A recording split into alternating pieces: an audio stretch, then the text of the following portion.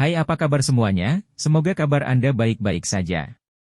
Terima kasih karena sudah memberikan support dan juga kesetiaan Anda untuk membangun channel Codot Film. Yuk kita lanjutkan alur ceritanya, sambil siapin kopi dan cemilan, setting suara volume full. Gasken. Mundur. Setelah masalah pohon kuno Bodhisattva selesai, kelompok Xiaoyan tidak terus tinggal di gurun sialan ini untuk waktu yang lama. Mereka berangkat dan menghabiskan beberapa hari bepergian sebelum mencapai paviliun bintang jatuh. Xiaoyan tidak diragukan lagi adalah orang yang mendapatkan paling banyak selama perjalanan ke wilayah tanah air kuno ini. Tidak hanya menikmati meditasi legendaris di bawah pohon Bodhisattva kuno, hati Bodhisattva juga bersembunyi di dalam tubuhnya. Tentu saja, seseorang tidak boleh melupakan 11 benih Bodhisattva murni yang tersisa di tangannya. Lupakan tentang manfaat yang diberikan dua hal lainnya kepada Xiaoyan. Hanya 11 benih Bodhisattva saja sudah merupakan hadiah yang sangat kaya. Jika seseorang secara acak mengambil salah satu dari benih Bodhisattva ini, banyak mata ahli puncak Douzun akan berubah menjadi merah karena iri. Mereka tidak peduli dengan properti lainnya. Kemampuannya untuk meningkatkan peluang seseorang untuk maju ke kelas Ban Sheng sudah cukup untuk menyebabkan para ahli top di mata orang-orang biasa menjadi gila. Xiaoyan mungkin mendapatkan banyak hadiah kali ini, tapi hal yang paling dia sukai adalah dia berhasil mencegah kelompok Hun Yu mendapatkan apapun. Xiaoyan tanpa sadar merasakan dorongan untuk tertawa setiap kali dia memikirkan tentang bagaimana kelompok Hun Yu telah menghabiskan upaya besar untuk bergegas ke wilayah tanah air kuno hanya untuk kembali tanpa apa-apa. Paviliun bintang jatuh. Kelompok Xiaoyan beristirahat selama seminggu penuh setelah kembali dari wilayah Wastelan kuno sebelum akhirnya pulih. Perjalanan ke wilayah kuno ini tidak membuat santai. Jika benih Bodhisattva di cincin penyimpanan Xiaoyan untungnya tidak membangunkannya dari ilusi, semuanya akan turun ke dalam ilusi yang sangat hidup itu selamanya. Pada akhirnya, mereka akan berubah menjadi eksistensi yang mirip dengan boneka Ban Sheng itu. Meskipun Xiaoyan berhasil bertahan hidup, dia masih merasakan hawa dingin di hatinya saat memikirkan ilusi seperti kehidupan. Ilusi itu benar-benar terlalu menakutkan. Xiaoyan tidak memurnikan hati Bodhisattva segera setelah kembali ke paviliun bintang jatuh karena dia mengerti bahwa itu terlalu penting. Dia harus menyempurnakannya dengan sempurna. Sama sekali tidak ada yang bisa salah. Saat mengadopsi sikap ini, Xiaoyan menghabiskan banyak upaya untuk mencapai kondisi puncaknya selama jangka waktu 1 bulan. Pada saat yang sama, dia dan Yao Lao mencoba yang terbaik untuk mempersiapkan hal-hal yang akan meningkatkan peluangnya untuk maju ke kelas Ban Sheng, terlepas dari apakah itu pil obat atau harta karun. Semua orang mengerti bahwa kekuatan paviliun bintang jatuh tidak diragukan lagi akan melonjak jika Xiaoyan berhasil maju ke kelas Ban Sheng. 2 Ban Sheng adalah barisan yang bahkan sekte langit yang mendalam dan sekte yang sangat tua lainnya tidak dapat mengambilnya. Sementara Xiaoyan menunggu kondisi puncaknya tiba, Yao Lao telah pergi selama setengah bulan. Setelah setengah bulan, dirinya yang sudah tua dan lelah sekali lagi muncul di depan Xiaoyan dan memberinya sebuah kotak. Xiaoyan menerima kotak itu sambil merasa terkejut. Setelah dia dengan hati-hati membuka kotak giok, dia menemukan seekor tupai kecil berwarna hijau zamrud bersembunyi di dalamnya. Aroma pil yang sangat kaya menyebar dari tubuh tupai. Bau saja akan membuat seseorang rileks. Ini adalah pil Bodhisattva? Xiaoyan menatap tupai kecil itu sejenak. Saat itulah dia mengangkat kepalanya dan bertanya dengan suara yang agak tertegun. Dia bisa merasakan aura familiar di dalam tubuh tupai kecil ini. Tepat sekali. Yao Lao tersenyum dan mengangguk.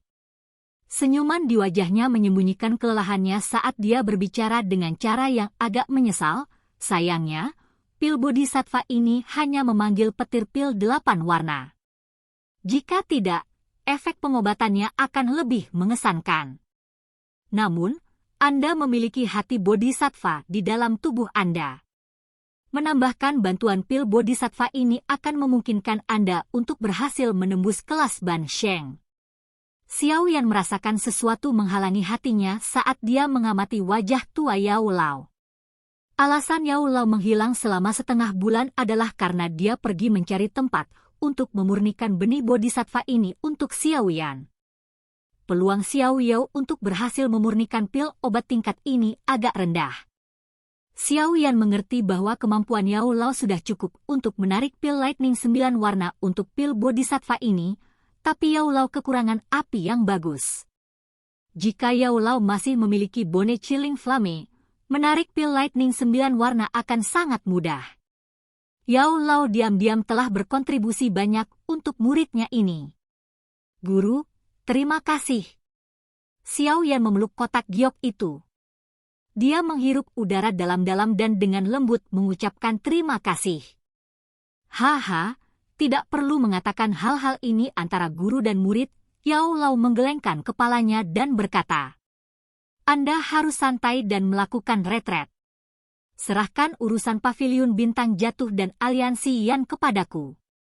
Saya tidak akan membiarkan apapun terjadi pada mereka. Yang terpenting bagi Anda adalah cepat maju ke kelas Ban Sheng. Jika tidak, Anda tidak akan memiliki kemampuan untuk menaklukkan Purifying Demon Lotus Flame ketika muncul dalam 3 tahun. Api surgawi itu terlalu menakutkan. Xiao Yan diam-diam mengangguk. Ini adalah rintangan yang bisa sepenuhnya mengubah dirinya. Jika dia berhasil mengatasinya, dia benar-benar akan mencapai tingkat ahli puncak di benua itu. Jika dia gagal, dia akan ditinggalkan di antara ahli tingkat atas. Dia tidak akan bisa membalas kebesaran klan Hun dengan kekuatan seperti itu. Selain itu, Xiao Yan telah mengejar api teratai setan yang memurnikan selama lebih dari 1 dekade. Tidak mungkin dia menyerah. The Purifying Demon Lotus Flame akan memainkan peran penting dalam memutuskan apakah dia bisa melawan klan Hun. Jadi dia perlu mendapatkan Purifying Demon Lotus Flame dengan segala cara. Anda harus santai dan melakukan retret Anda. Serahkan masalah membesarkan kekuatan Cai Lin, Dokter Peri Kecil, dan King Lin kepadaku. Semuanya wanita luar biasa. Selama mereka memiliki kesempatan yang cocok, kekuatan mereka pasti akan meningkat dengan sangat cepat. Mereka tidak akan menahan Anda setelah Anda keluar dari retret Anda. Yao Lao menepuk bahu Xiao Yan. Setelah itu, dia berbalik. Cai Lin, Dokter Peri Kecil dan King Lin semuanya hadir, tetapi mereka tidak mengganggu percakapan antara seorang guru dan muridnya. Iya. Xiao Yan dengan lembut mengangguk. Dia ragu-ragu sejenak sebelum mengeluarkan botol giok dari cincin penyimpanannya. Ada lapisan api di sekitar mulut botol. Samar-samar seseorang bisa merasakan jiwa yang lemah di dalam botol. Guru, ini adalah jiwa Han Feng. Anda harus menghadapinya. Xiao Yan menyerahkan botol giok itu kepada Yao Lao saat dia dengan lembut memberi tahu gurunya. Wajah Yao Lao sedikit terkejut setelah mendengar ini. Matanya rumit saat dia melihat botol giok. Ada kesedihan dalam diri mereka. Tidak peduli apa yang terjadi, dia pernah memandang Han Feng seperti putranya sendiri. Dia secara pribadi telah membesarkan Han Feng dari seorang yatim piatu yang ditinggalkan menjadi orang dewasa dan telah mengajarinya semua yang dia tahu. Namun, rencana Han Feng terhadapnya telah menyebabkan dia, yang pernah ditinggalkan oleh klannya, menderita. Rasa sakit karena dikhianati jauh lebih buruk daripada kehilangan tubuhnya. Tangan keriput Yao Lao bergetar saat dia menerima botol giok. Dia tidak mengatakan apapun saat dia perlahan mengangguk. Xiao Yan merasakan kesedihan saat dia mengamati wajah tua pria di depannya karena tampak lebih sunyi dan lebih tua. Dia mengayunkan lengan bajunya dan lututnya berlutut di tanah. Dia bersujud 2 kali sebelum berbicara dengan suara yang dalam, guru telah mengajar dan mendandani saya. Anda adalah guru saya dan seperti ayah bagi saya. Murid ini akan membantu guru membalas dendam atas semua penghinaan dan rasa sakit yang Anda derita. Yao Lao kaget saat melihat Xiao Yan tiba-tiba melakukan koutou. Dia buru-buru melangkah maju dan mencoba mengangkatnya berdiri. Sebelum dia bisa mendukung Xiao Yan, Cai Lin memeluk Xiao Xiao saat dia diam-diam berlutut di samping Xiao Yan. Dia adalah istri Xiao Yan dan Xiao Yan memandang Yao Lao seperti ayahnya, jadi dia secara alami memandangnya sama.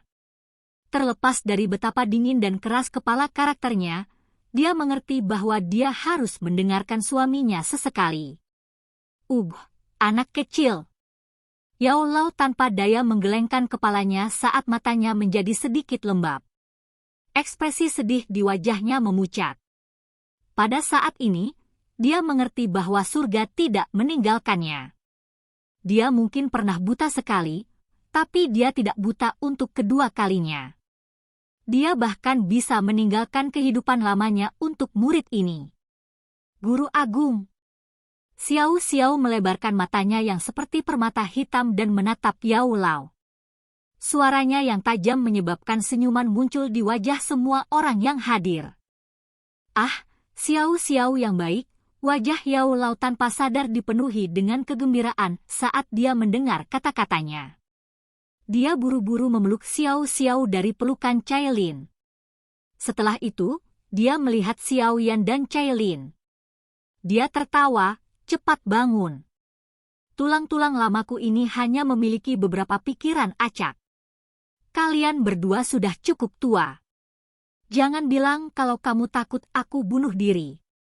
Xiao Yan tersenyum mendengar kata-kata ini. Dia berdiri dan membantu Cai Lin berdiri. Memegang kotak giok di tangannya, dia menoleh untuk melihat ruangan batu besar yang tersembunyi di dalam gunung. Dia berkata, ini sudah waktunya. Saya harus masuk.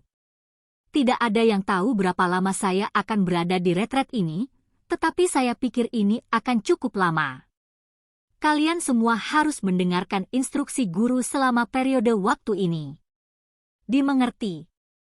Cai Lin, dokter peri kecil, dan yang lainnya mengangguk sedikit setelah mendengar saran Xiao Yan. Guru, hati-hati. Xiao Yan menghirup udara dalam-dalam. Dia menghadap Yao Lao dan menangkupkan kedua tangannya dengan serius. Setelah itu, dia tidak menunda lebih lama lagi. Dia berbalik dengan kotak giok dan perlahan melangkah melalui pintu batu tebal di depan mata semua orang. Bang! Setelah Xiao Yan masuk, pintu batu besar itu juga perlahan tertutup. Akhirnya, benda itu menabrak tanah, mengangkat beberapa debu dalam prosesnya. Semua orang menjadi diam saat mereka melihat ke pintu batu yang sangat besar. Mereka memiliki firasat bahwa mundurnya Xiao Yan akan berlangsung lama. Ayo pergi. Selanjutnya, kami akan menunggu dia berhasil menjadi Ban Sheng. Yao Lao mendesah pelan. Setelah itu, dia melambaikan tangannya, memeluk Xiao Xiao, dan perlahan pergi. Cai Lin dan yang lainnya dengan cepat mengikuti di belakangnya. Namun, tidak ada dari mereka yang menyangka retret ini akan memakan waktu 2 tahun penuh. Silakan pergi ke. Oke guys, jangan lupa like, comment, share, and subscribe di channel Codot Film. See you next video. Peace out and bye-bye.